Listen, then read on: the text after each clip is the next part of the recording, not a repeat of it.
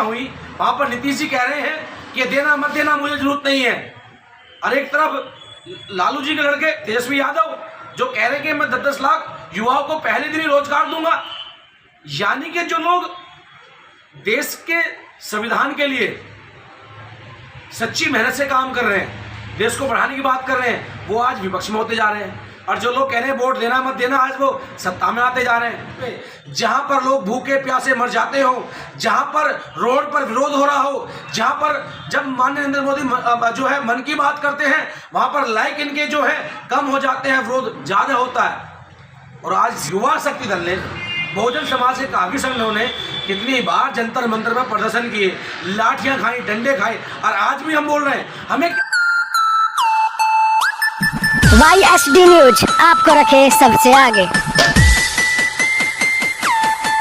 आ रहे हैं, कई लोग कह रहे हैं कि ईवीएम में गड़बड़ी हुई है, इस वजह से इस प्रकार के जो रुझान नतीजों में तब्दील हो रहे हैं वो ईवीएम की वजह से हो रहे हैं। खुद कांग्रेस के प्रवक्ता ने इस ट्वीट करके कहा है कि ईवीएम में गड़बड़ हो सकती है।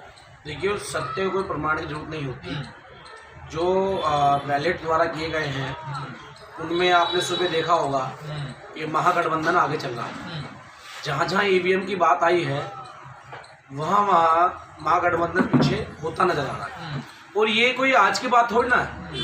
पूरे भारत में जहाँ जहाँ ईवीएम से चुनाव हुए हैं वहाँ वहाँ बीजेपी ने बढ़त बनाई है। लेकिन दुर्भाग्य की बात यह है कि आज हर कोई राजनीति अपने निजी स्वार्थ के लिए कर रहा है। यही हालात उत्तर प्रदेश 2017 में हुए थे, मध्य प्रदेश में हुए, राजस्थान में हुए, उसके बाद में झारखंड, बहरहाल वहाँ जो है क्षेत्रीय पार्टी जीती। लेकिन सब लोग चुनाव के जब रिजल्ट आते हैं, हारने वाली पार्टियां जो हैं वही कहते हैं कि भाई ईवीएम ईवीएम, लेकिन जब चुनाव चले जाते हैं एक भी महाआंदोलन, चुनाव गठबंधन तो ये कर सकते हैं लेकिन महाआंदोलन ईवीएम के खिलाफ क्यों नहीं करते। उत्तर प्रदेश में बहन कुमारी मायावती ने हुंकार भरी कि 11 तारीख को हम लोग काला डे बनाएंगे ईवीएम के खिलाफ।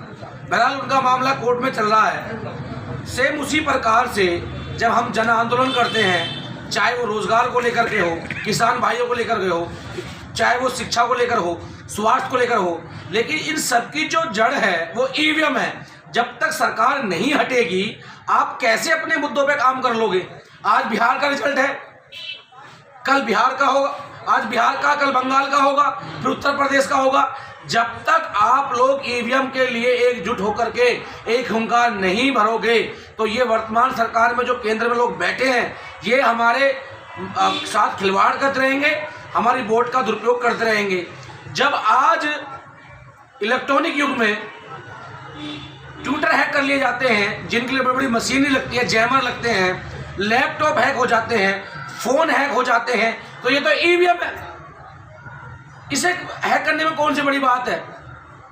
तो जिसने ये ईवीएम बनाई, जिस देश ने ईवीएम बनाई, बड़ी बड़ी कंट्रियां हैं, जापान है, चीन है, फ्रांस है, अमेरिका में चुनाव हुआ है, ट्रंप को मुंह की खानी पड़ी, वहां तक बैलेट पे चुनाव हो रहे हैं, तो यहां पर ये क्यों ईवीएम से करा रहे हैं।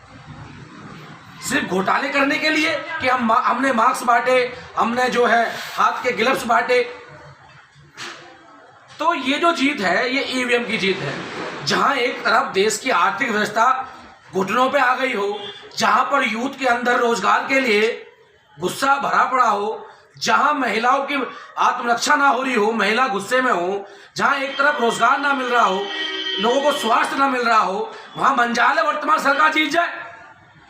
मैं दावे के साथ कह सकता हूं माननीय नरेंद्र मोदी जी से कि आप अपने गुजरात के किसी भी गांव से जहां से आप आते हैं वहां के 10 आदमी चुन करके बैलेट पे चुनाव करा लीजिए। अगर आप 3 वोट भी ले जाएं तो लॉकडाउन का माहौल था, देश के नौजवान बिहार को वापस लौट रहे थे, अन्य राज्यों को वापस लौट रहे थे, हमारे पास बसें नहीं थी। और आज उसी बिहार में जहां के सैकड़ों हजारों लोग बेचारे रोड पर चलते चलते शहीद हो गए और ये निकम्मी सरकार उनको जो है सुरक्षा मुहैया नहीं करा पाई, बस मुहैया नहीं करा पाई, यहाँ तक कि तन पे कपड़ा मुहैया नहीं करा पाई, अंत तक नहीं दिया। और नीतीश कुमार ने तो पल्ला झाड़ लिया कि बिहार में एंट्री नहीं होगी। और आज वहाँ एनडीए जीत रहा है, आज वहाँ नीतीश बाबू जीत रहे हैं, आज वहाँ मोदी जी की लहर चल रही है। ये लहर ईवीएम की है। ये लहर सरकारी मशीन का दुरुपयोग करके इस लहर को मनाया जा रहा है। ये दुर्भाग्य है।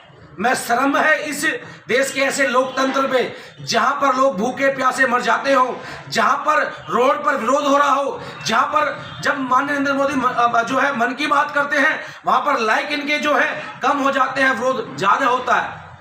और आज सीटें निकल के आ रही हैं। इसका खामियाजा, इसका सगला जो नुकसान है, इसकी जिम्मेदारियां हैं, ये विपक्ष को लेनी पड़ेंगी। आप सिर्फ चुनाव के टाइम पे ईवीएम कहते हैं। आज विपक्ष के नेता कांग्रेस पार्टी कह रहे थे कि ईवीएम की गड़बड़ है। आपने कितने आंदोलन करे ईवीएम के लिए? सामाजिक संगठन आंदोलन करें बस। मुझे बता दीजिए एक भी नेता महागठबंधन, उसके साथ साथ जो और राज्यों में चुनाव होने वाले हैं, किसने ईवीएम के लिए बिल्कुल बजाया? आपने निजी स्वार्थ के लिए, अपने राजनीतिक लाभ के लिए तो आपने बहुत आंदोलन करते हैं रोड पे, नई नई टोपियां लगा करके अलग अलग रंग की, लेकिन ईवीएम के लिए एक बार भी आप लोगों ने आंदोलन किया? युवा शक्ति दल ने, बहुजन समाज के काफ़ी संगठनों ने कितनी बार जंतर मंतर पर प्रदर्शन किए, लाठियां खाई, डंडे खाए, और आज भी हम बोल रहे हैं। हमें क्या लालच है भाई? हम तो सामाजिक संगठन के लोग हैं, लेकिन नेता बाहर निकल के नहीं आते। ये आने वाले भी नहीं हैं। इनके पास तो सुख सुविधा उपलब्ध है, गाड़ी घोड़े बंगले एसियां हैं इनके पास। अगर ये विपक्ष में जाएंगे, इनकी सरकार कम, इनकी सुरक्षा कम नहीं होती, इनके भत्ते कम नहीं होते, इनको जो है टैक्स फ्री सामान मिलता है, तो मर्जी तो आम जनता है। कल को कोई मुझे मार के चला जाए तो इन पे क्या फर्क पड़ रहा है? तो ये जो आज बिहार में हो रहा है, मैं फिर कह रहा हूं, अगर विपक्ष ईवीएम के खिलाफ इकट्ठा नहीं हुआ, ये अभी बंगाल में चुनाव आने वाले हैं, फिर उत्तर प्रदेश में चुनाव आने वाले हैं, ये हालात पैदा होंगे। आप देखिए मध्य प्रदेश में 28 सीटों का रिजल्ट आ रहा है, क्या हालात पैदा हो पड़े? लोकतंत्र का मजाक बना के रख दिया है।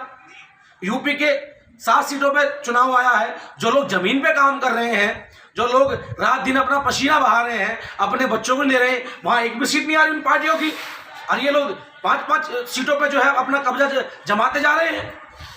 तो शेम है, शर्म है। और मैं कहना चाहता हूँ बहुजन समाज के नेताओं से, खासकर ये लड़ाई अब राजनीतिक नहीं रही है, ये लड़ाई अब अपने मान सम्मान, बहन बेटी की रक्षा की हो गई है। अगर आप लोग अब भी इकट्ठा नहीं हुए तो ये वो दिन दूर नहीं है कि ये मनुस्मृति द्वारा जो इन्होंने कहा था हम 50 साल के लिए आए हैं, हम चुनाव बंद करा देंगे, अगर यही चलता रहा तो एक एक करके सबको चुन चुन के मारेंगे, हम लोग मरते रहेंगे और एक दूसरे के नाम पर हम लोग राजनीति करते रहेंगे अगर हम इकट्ठा नहीं हुए। बहरहाल अभी गिनती जारी है बिहार की, हमें धैर्य रखना चाहिए। लेकिन जैसे चुनाव आयोग का बयान आया है कि गिनती धीरे धीरे हो रही है, थोड़ा समय लगेगा, इसका क्या मतलब है? क्या आपको किसी अपने आका का फोन आने का इंतजार है? क्या आप दिल्ली के चुनाव आयोग के दबाव में गिनतियां करवा रहे हैं? तो मेरा आप सभी से कहना है कि बहरहाल जो बिहार का रिजल्ट होगा वो हम लोगों को संविधान में आस्था रखते हुए मानना चाहिए, लेकिन उसी के साथ साथ हम लोगों ने जनसभाएं देखी हैं, किसकी जनसभा में कितनी ताकत थी, किसमें कितनी भीड़ उमड़ी थी, कौन कायदे से बात कर रहा था, कौन चुनाव प्रचार का पालन कर रहा था। आप जाकर देखिए बहन कुमारी मायावती जी, अविदिन ओवैसी जी, उसके बाद और अन्य संगठनों ने मिलकर सभाएं करी, मार्क्स तक बांटे गए। उसके बाद नीतीश की रैलियां हुई, वहां पर नीतीश जी कह रहे हैं कि देना मत देना मुझे जरूरत नहीं है, और एक तरफ लालू जी के लड़के तेजस्वी यादव जो कह रहे हैं कि मैं 10-10 लाख युवाओं को पहले दिन ही रोजगार दूंगा। यानी कि जो लोग देश के संविधान के लिए सच्ची मेहनत से काम कर रहे हैं, देश को बढ़ाने की बात कर रहे हैं, वो आज विपक्ष में होते जा रहे हैं, और जो लोग कह रहे हैं वोट देना मत देना, आज वो सत्ता में आते जा रहे हैं। तो इसका मतलब क्या है? ईवीएम सरकारी मशीन का दुरुपयोग। तो आप सबसे मेरा कहना है, अगर संविधान का पालन आज जो केंद्र में लोग बैठे उन्होंने नहीं किया तो वो दिन दूर नहीं है कि यहाँ पर कत्लेआम होगा, 1857 की क्रांति दोबारा दोहराई जाएगी, क्योंकि हम बर्दाश्त नहीं करेंगे। और इसी के साथ साथ जो बहुजन समाज के नेता हैं वो भी इस बात को अपने पल्ले से बांध रहे हैं कि अगर आप लोग ईवीएम के लिए इकट्ठा नहीं हुए तो पहले तो हम मरेंगे, बाद में आप लोग मरोगे, आपको मारा जाएगा। चाहे वो ईडी के नाम पे मारा जाए, सीबीआई के नाम पे मारा जाए, फर्जी मुकदमे के नाम पे मारा जाए, या आप लोगों के नोटिस दे करके आपकी संपत्ति को कुर्क किया जाए, जैसा आज उत्तर प्रदेश में तांडव मचा हुआ है। तो मेरी आप लोगों से अपील है कि बिहार का रिजल्ट आप देखें, और उसको जो यहाँ का जो रिजल्ट आएगा उसको आप जो है माने, कोई भी ऐसी घटना को अंजाम ना दे जिससे कि हमारे भारतीय संविधान, हमारे देश को बदनामी झेलनी पड़े, लेकिन ईवीएम के लिए इकट्ठा हो। ठीक है।